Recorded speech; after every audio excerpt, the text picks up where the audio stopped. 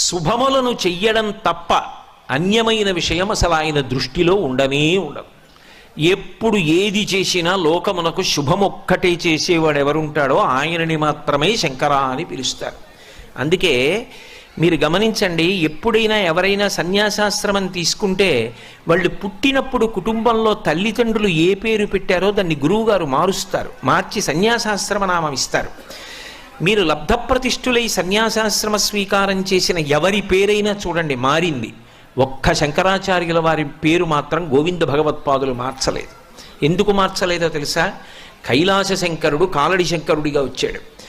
శంకర మహోపకారం చేయడానికి వచ్చినటువంటి వ్యక్తి, ఆ పేరు మార్చడం నా వల్ల అయ్యే పని కాదని కైలాస శంకరుడు కాలడి శంకరుడిగా వచ్చాడని ఆ పేరు అలాగే వదిలేస్తే సన్యాసాశ్రమ నామంలో కూడా శంకరాచార్యుల వారిగానే కీర్తింపబడిన మహాపురుషుడు శంకరాచార్యుల వారు ఒక్కరే.